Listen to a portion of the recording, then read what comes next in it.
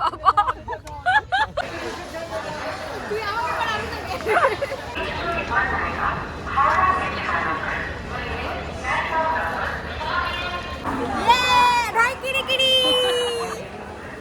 আর আমরা এইসব বাড়ির খাবার খাচ্ছি।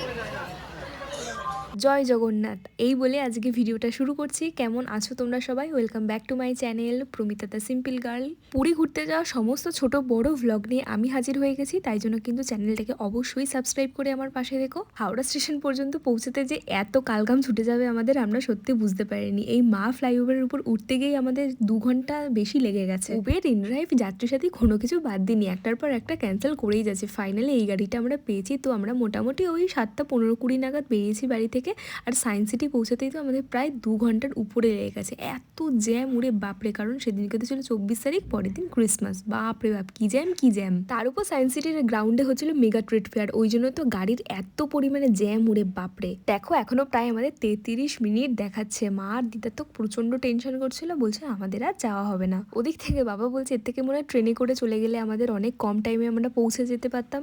কত যে কথা ওই সময় হচ্ছিল, আর আমি শুধু ভাবছি হায় কপাল, আমরা যদি না যেতে পারি কি হবে আমাদের। তবে যাই বলো তাই বলো, রাত্রির বেলা এরকম কলকাতা শহর দেখতে এত সুন্দর লাগছিল না, দারুণ লাগছিল। মোটামুটি মা ফ্লাইওভার নামার পর থেকে আমরা সেরকম কোনো জ্যামের সম্মুখীন হইনি। এই একটা জ্যামে দাঁড়িয়েছিলাম, সেটা ভিক্টোরিয়ার সামনে। কি সুন্দর লাগছিল দেখতে। মোটামুটি চিন্তার আর সেরকম কোনো কারণ ছিল না। 12 থেকে 15 মিনিটের মধ্যেই আমরা ঢুকে যাব হাওড়া স্টেশনে। সত্যি বলতে এত টেনশন করছিল যে আমি নিজের এবং মা বাবা সবার একটা করে ক্লিপ নেবো, সেটা নিতেই ভুলে গেছি, শুধু বাইরেরই ভিডিও করে গেছি। হাওড়া ব্রিজে উঠে তো একটু স্বস্তি পেলাম, আর যখন হাওড়া স্টেশনটা দেখি তখন 9টা 23 বাজে। তখন তো শিওর যে হ্যাঁ বাবা আমরা ট্রেনটা পাবো।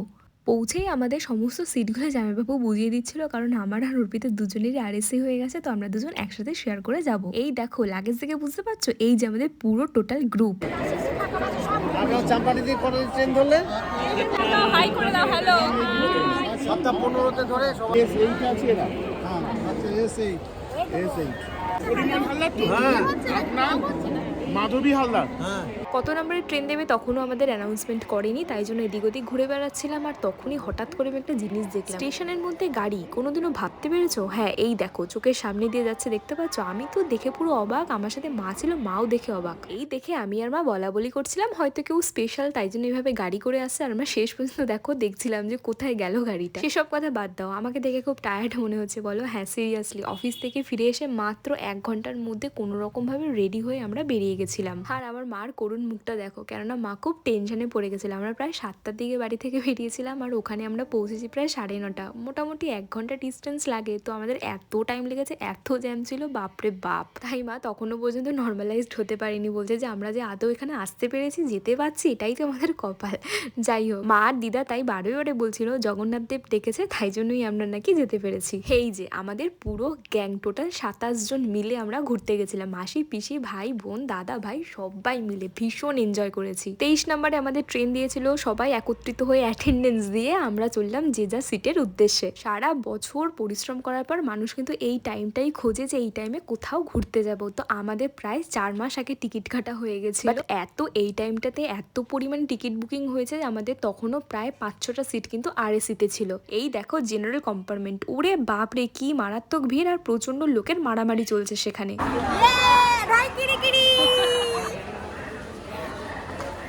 আরএসি থাকলে সিটটা শেয়ার করে যেতে হয়, তাই জন্য আমরা দুজনে মিলেই শেয়ার করেছিলাম। আর এই দেখো আমাদের ফুল গ্যাং জয় জগন্নাথ করতে করতে চলেছে সিটের উদ্দেশ্যে। তোমরাও কিন্তু অবশ্যই কমেন্ট করে লিখো জয় জগন্নাথ। ও হ্যাঁ, সবাই কিন্তু তোমাদেরকে হাই করেছিল, তোমরাও কিন্তু কমেন্টে হাই বলে যেও। S1-এ বেশিরভাগেরই সবার সিট কনফার্ম ছিল, তো তাই জন্য সিনিয়র সিটিজেন যারা ছিল তাদেরকে আমরা ওখানে তুলে দিয়েছি, আর আমাদের ছিল S6-এ। আমি আর অর্পিতা দুজনে মিলে শেয়ার করে গল্প করতে করতে চলে গেছি। জানলার ধার পেয়ে গেছি, আবারও দেখলাম সে অবাক করা দৃশ্যটি, স্টেশনের মধ্যে গাড়ি এসছে আর আমরা এইসব বাড়ির খাবার খাচ্ছি। আপনারাও খান। এই ছাড়লো হেভি এই ছাড়লো খা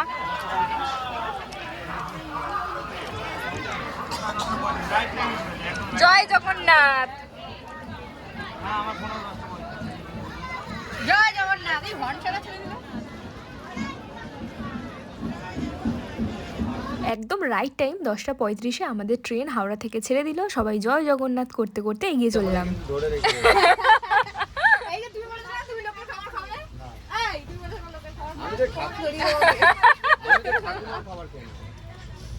কচু কই গেল? এই যে কচু কচু, এই যে কচু দে। নীল একদম পুরো একদম বসে গেছে, একদম মেকে ঢেকে খাচ্ছে। নে নে নে নে কচু নে, কচু দিয়ে খা বাবা। তো চামচটা কোথায়? দে না ভাই, আমি একগাল খাই। এরপরেই একে একে দিদি, দাদা আর জামাইবাবু মিলে সমস্ত খাবার সার্ভ করছিল। আমাদের এখানেও চলে এসেছে খাবার দিতে। দাও দাও খাবার দাও, খালি প্লেট দাও দাও। ই বাবা, দাও দাও। দে কি আছে বাবা, দে।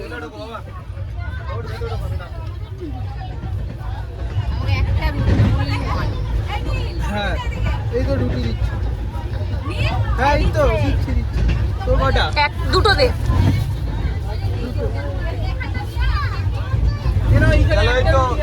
এই পড়ছে পড়ছে। হ্যাঁ এই যে আলু ভাজা একটা বার কর। আমি আলু ভাজাটা শুধু ডিম দিয়ে খাবো, ডিম দিয়ে। আলু ভাজা একটা তোদের বরাদ্দ, দুজনে মিলে ভাগ করে নিই। ঠিক আছে, দিয়ে দাও দিয়ে দাও। একটাই ওদের দুজনের একটাই বরাদ্দ। ওইদিকে দিয়ে দি। এখানে আলু নেই। দেখাও না একটু।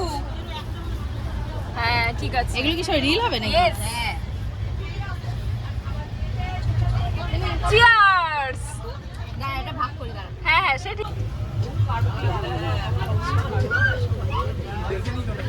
হ্যাঁ একটুখানি খাই দাও। হ্যাঁ ব্যাস ব্যাস হয়ে যাবে। আলু লাগলে বল, আর দিয়ে যাচ্ছি, কারণ চলে গেলে আর পাবি হ্যাঁ না। ঠিক আছে, আর দিও না। বানি নে। কাগজগুলো কোথায়? না না না কাগজগুলো ফেলিস না, কিন্তু কাগজগুলো কাজে লাগবে। আলু লাগবে। আহা নে এই স্টেজটাই আছে, এটা একদম ও ভালো খেতে। রাত্রেবেলার ডিনার।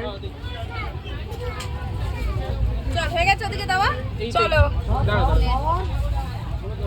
এই ছিল আজকে ডিনার, আলু ফুলকপি ভাজা, আলুর দম আর সন্দেশ। তবে হ্যাঁ ডিম ছিল, বাট আমি ডিম খাই না।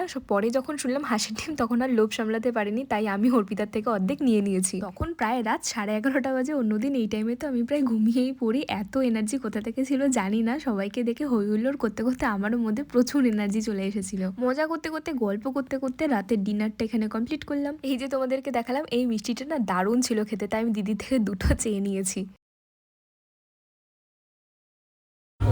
ঝোলটা হেভি করেছে বল।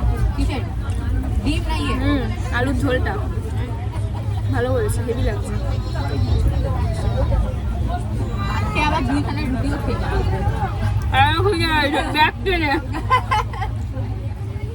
সত্যি বলছি, আজকে যে পরিমাণ খাওয়া দাওয়া করেছি সেটা মনে হচ্ছে আমি 2 দিনের খাবার একদিনে খেয়ে নিয়েছি। কেননা অফিস থেকে ফিরে এসে কিছুই খাইনি, একেবারে বেরিয়ে গেছিলাম। আর উপর থেকে তো এত ভারী ভারী ব্যাগ টেনে এত খিদে পেয়ে গেছিলো যে পিসি প্রথমে ভাত, কচুর তরকারি আর ডাল এনেছিল, সেটা তো শেষ করে দিয়ে আবার দুটো রুটি আবার আলু কষা খাচ্ছি। বুঝেছো তো, তোমাদের সাথে কথা বলতে বলতে দেখো আমার খাওয়াও প্রায় কমপ্লিট হয়ে গেছে। এবার হাত ধুয়ে একেবারে ঘুম। আচ্ছা, একদম উপরে যদি সিট থাকে তোমাদের উঠতে কার কার ভয় লাগে বলো তো? এইখানে পিসি এত ভয় পাচ্ছিল, তারপর শেষ পর্যন্ত যা হোক করে উঠেছে পিসি। ওই যে দেখো পিসি উপরে উঠছে। আমাদের তো ঘুমাতে ঘুমাতে প্রায় 12টা 12:30 মতো বেজে গেছিল। তখনই দিকে খড়গপুর ঢুকে গেছে, তাই জন্য একটু ভিডিও করে নিচ্ছিলাম। হ্যাঁ অ্যাজ ইউজুয়াল এত তাড়াতাড়ি তো ঘুম পায় না, তাই এখানেও ঘুম পাবে কেমন করে বলো তো। আর এই জায়গাটা দেখো কি সুন্দর সাজিয়েছে, মানে এত ভালো লাগছিল দেখতে, তাই ভাবলাম একটা ক্লিপ করে নিই। আজকে কি মেরি ক্রিসমাস, তাই তো? কি দেখছো কি দেখছো? এখনো সকাল হয়নি। হ্যাঁ খুলতে পারছো না এটা কিভাবে? এইভাবে, এই যে খুলেছি। এই তো দেখো কত গিফট আছে ভিতরে।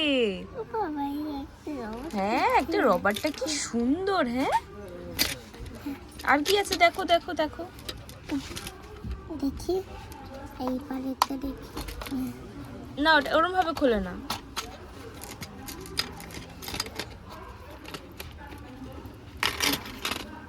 হ্যাঁ এটা এই যে এইভাবে খোলে, বুঝেছো? এখন রেখে দাও, রেখে দাও। সুন্দর সুন্দর না? বাহ খুব সুন্দর।